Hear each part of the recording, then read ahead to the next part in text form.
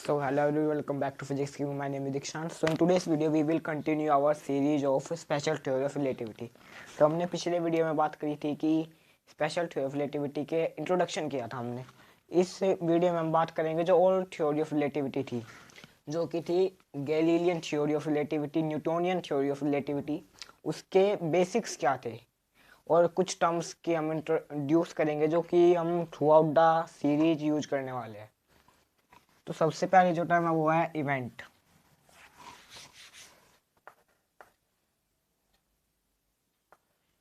Event so मैंने पिछले video में भी बताया था कि इवेंट थ्योरी ऑफ रिलेटिविटी में इवेंट कोई भी वो चीज जो कि होती है, समथिंग दैट हैपेंस.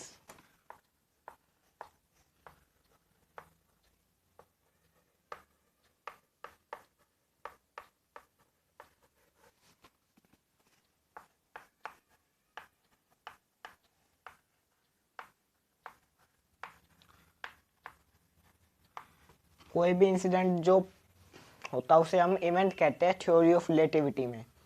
मान लीजिए चौक है, अगर मैं इसको यहाँ पर ड्रॉप कर दूं तो वो एक इवेंट होगा. और ये इसको इवेंट हम किसी फ्रेम ऑफ रेफरेंस को नहीं कहते, खाली एक इवेंट, समथिंग जो कुछ भी जो हो रहा है उसे हम इवेंट कहते हैं. और दूसरी चीज है हमारा फ्रेम ऑफ रेफरेंस. उससे पहले space and time.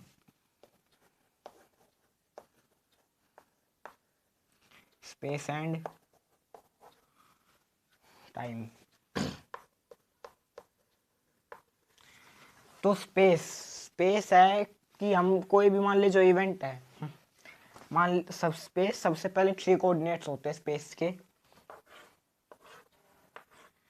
X coordinate, y coordinate, z coordinate. मान लीजिए कोई इवेंट है जो कि वाई यहाँ पे इवेंट ए, इसको हमने नाम दिया इवेंट ए. तो इसका जो कोऑर्डिनेट है वो है एक्स, x1 y1, और मान लीजिए जेड इसके 0 है. तो इस इवेंट ए का जो कोऑर्डिनेट है वो है x1 y1 0, क्योंकि ये 2 डायमेंशनल 2D में ही है अभी. तो इसको हम कहते हैं स्पेस. जो कोऑर्डिनेट्स है, स्पेस है कोऑर्डिनेट्स कि जो इवेंट है वो कहाँ पे हुआ है उसको हम कहेंगे स्पेस. स्पेस में वो कहाँ पे हुआ है. और टाइम का तो पता है टाइम क्या होता है, तो इसको हम एक साथ कहते हैं स्पेस टाइम कोऑर्डिनेट. कोऑर्डिनेट 3 होते हैं. सबसे पहले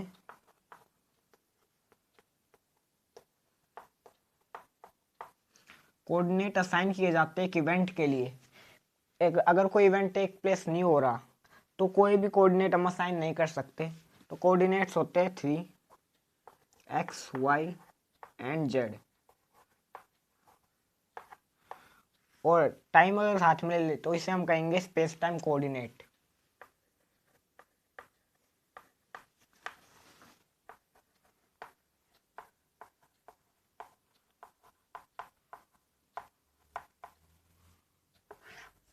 स्पेस टाइम कोऑर्डिनेट जो कि है स्पेस टाइम कोऑर्डिनेट क्या है, एक्स वाई जेड और एक टी. थ्योरी ऑफ रिलेटिविटी में, ओल्ड थ्योरी ऑफ रिलेटिविटी में 3 ही कोऑर्डिनेट्स होते थे, लेकिन जो आइंस्टीन ने थ्योरी ऑफ रिलेटिविटी दी उसके हिसाब से 4 कोऑर्डिनेट होते हैं. वो हम समझेंगे क्यों आगे. उसका एक मेन रीजन ये है कि पुरानी जो थ्योरी ऑफ रिलेटिविटी थी जो कि थी Galilean theory of relativity, Galilean theory of relativity,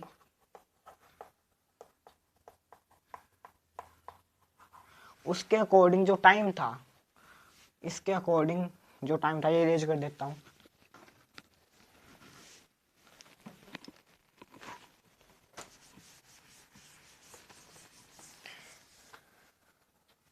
तो इस थ्योरी के अकॉर्डिंग जो टाइम था, और जो न्यूटोनियन थ्योरी ऑफ रिलेटिविटी भी है, क्लासिकल मैकेनिक्स सारी, उसके अकॉर्डिंग टाइम इस स्पेस में जो यूनिवर्स है इसमें कांस्टेंट था. टाइम कांस्टेंट था. ये बेसिस था, बेस था, base of old theory of relativity.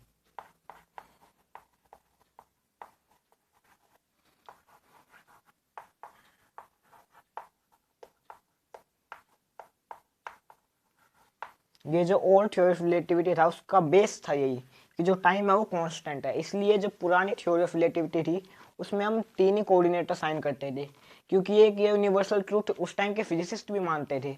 जब 1905 में सर अल्बर्ट आइंस्टीन ने अपना पेपर दिया स्पेशल थ्योरी ऑफ रिलेटिविटी के ऊपर, उससे पहले जितने भी फिजिसिस्ट थे वो टाइम को कांस्टेंट एज्यूम करते थे अपने आप ही। ठीक है, इस वजह से टाइम एक कोऑर्डिनेट नहीं माना जाता था, वो एक यूनिवर्सल ट्रूथ माना जाता था कि टाइम यूनिवर्स में एक जैसा ही रहता है। ये न्यूटन ने कहा था और गैलीलियो ट्रांसफॉर्मेशन इक्वेशन भी यही कहती है। इस वजह से सिर्फ 3 ही कोऑर्डिनेट्स थे। तो सबसे मेन बेस जो था गैलीलियन थ्योरी ऑफ रिलेटिविटी का वो यही था कि जो टाइम है वो कांस्टेंट है। लेकिन ये बाद में डिसरप्ट हुआ, वो देखेंगे क्यों।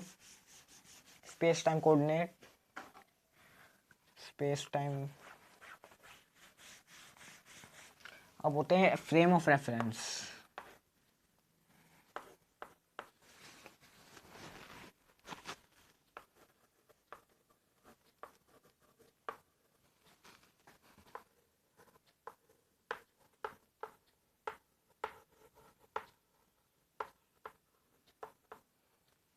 फ्रेम ऑफ रेफरेंस होता है कि मान लीजिए कोई इवेंट है, इवेंट समथिंग दैट हैपन्स। मान लीजिए कोई इवेंट हुआ, इवेंट ए। अब इवेंट ए अपने आप में ही है, उस इवेंट खाली एक इवेंट ही होता है, उसमें कोई कोऑर्डिनेट असाइन नहीं करते, कोऑर्डिनेट असाइन करता है ऑब्जर्वर। तो कोई एक इवेंट ए हुआ, उसको ऑब्जर्व कर रहा है एक ऑब्जर्वर, जिसका फ्रेम ऑफ रेफरेंस है यहाँ पे ये।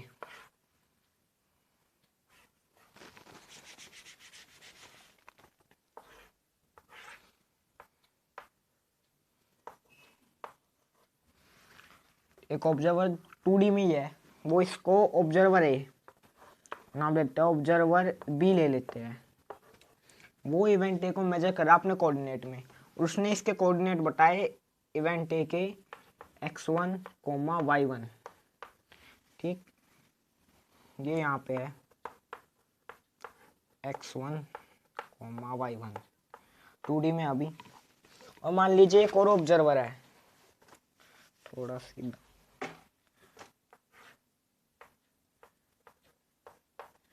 मान लीजिए एक और ऑब्जर्वर है, ऑब्जर्वर सी। ये तो था ऑब्जर्वर ए,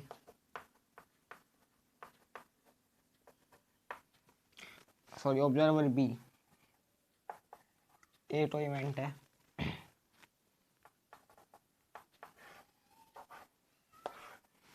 अब है दूसरा ऑब्जर्वर, ऑब्जर्वर सी। उसके अकॉर्डिंग, उसका ओरिजिन ओ डैश है, ऑब्जर्वर बी का ओ है, उसके अकॉर्डिंग जो इवेंट ए हुआ वो हुआ है यहाँ से x2 डिस्टेंस दूर।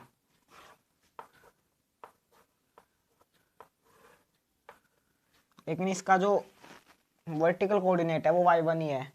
तो ऑब्जर्वर सी के लिए जो इवेंट ए हुआ है वो हुआ है x2, y1।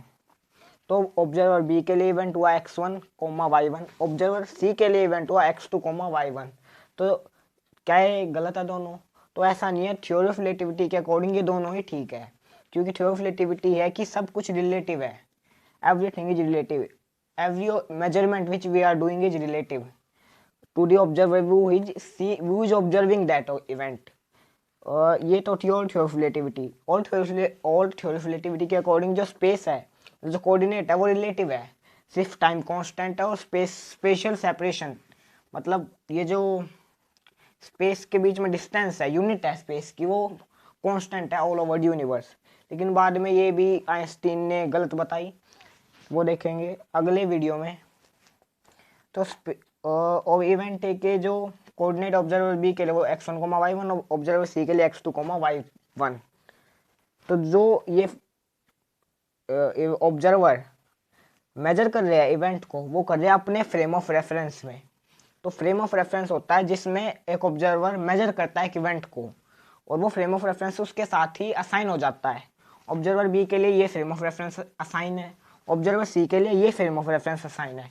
मान लीजिए ऑब्जर्वर बी के लिए ये जो फ्रेम ऑफ रेफरेंस है इसका नाम है एस, और ऑब्जर्वर सी के लिए जो ये फ्रेम ऑफ रेफरेंस है इसका नाम है एस डैश। तो फ्रेम ऑफ रेफरेंस वो होता है जहाँ जिससे एक ऑब्जर्वर इवेंट्स को मेजर करता है। फ्रेम ऑफ रेफरेंस ऑब्जर्वर के साथ असाइन कर दिया जाता है। जैसे ऑब्जर्वर बी के लिए असाइन है एस और ऑब्जर्वर सी के लिए असाइन है एस डैश। तो फ्रेम ऑफ रेफरेंस से ही हम इवेंट्स को मेजर करते हैं और ये रिलेटिव होते हैं। मतलब हम कोई भी कोऑर्डिनेट मेजर करेंगे वो कांस्टेंट नहीं हो सकता। मान लीजिए जो ये चौक है, मैं इसको मेजर कर रहा हूँ यहाँ से x1 डिस्टेंस, नहीं x1, और वर्टिकल हाइट इसकी मान लेता मैं y1। और अगर मैं मतलब ये जो मेरा फ्रेम है ये हो गया एस फ्रेम, और मान लीजिए जो आप है मतलब ये कैमरा, इसके लिए जो ये डिस्टेंस है ये x2 है, और लेकिन जो ये वर्टिकल डिस्टेंस है सेम है इसके लिए भी। तो ये जो फ्रेम होगा ये होगा कैमरा का फ्रेम और ये होगा मेरा फ्रेम। तो फ्रेम ऑफ रेफरेंस वो होता है जिसके द्वारा ऑब्जर्वर मेजर करता कोई भी इवेंट को, ये असाइन किया जाता है। ये एक थ्योरेटिकल कंसेप्ट है। ऑब्जर्वर को ही दरअसल फ्रेम ऑफ रेफरेंस माना जाता है। ठीक है, फ्रेम ऑफ रेफरेंस रिलेटिव होते हैं हमेशा, कोई भी कांस्टेंट नहीं होता एक। अब होते हैं इनर्शियल फ्रेम्स की बात।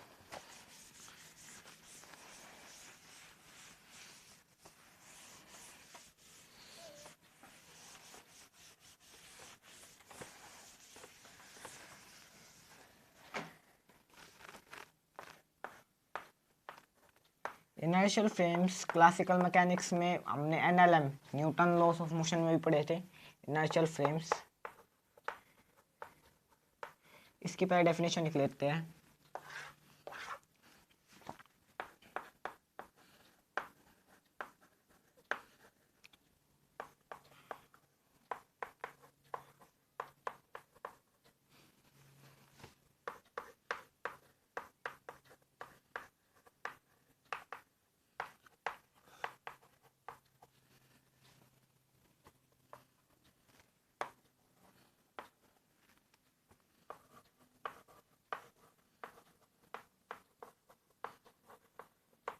इनर्शियल फ्रेम्स वो होते हैं जिसमें न्यूटोनियन लॉस एप्लीकेबल होते हैं।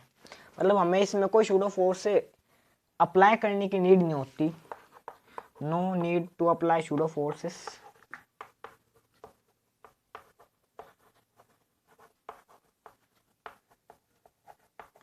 सूडो फोर्स इनर्शियल फ्रेम्स जो जहाँ इनर्शियल फ्रेम्स हम अपने डे टू डे लाइफ में जो कहते हैं नॉर्मली वो होते हैं जो जिसकी वेलोसिटी 0 हो या फिर जिसकी वेलोसिटी कांस्टेंट हो। पहले ये माना जाता था ईथर के रिस्पेक्ट में। ईथर एक यूनिवर्सल फ्रेम माना जाता था पहले।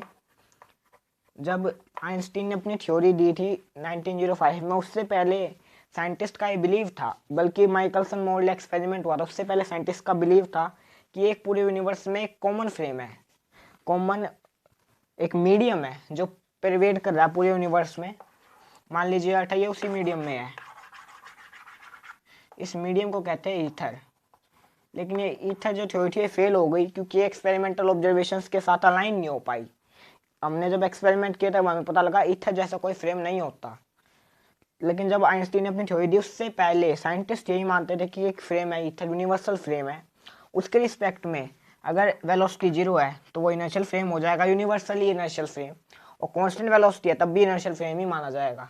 लेकिन बाद में ईथर थ्योरी भी फेल हुई। लेकिन ऑल थ्योरी ऑफ रिलेटिविटी के अकॉर्डिंग इनर्शियल फ्रेम्स वो होंगे जो ईथर के रिस्पेक्ट में कांस्टेंट वेलोसिटी से चल रहे हो, या फिर 0 हो जिसकी वेलोसिटी ईथर फ्रेम के रिस्पेक्ट में।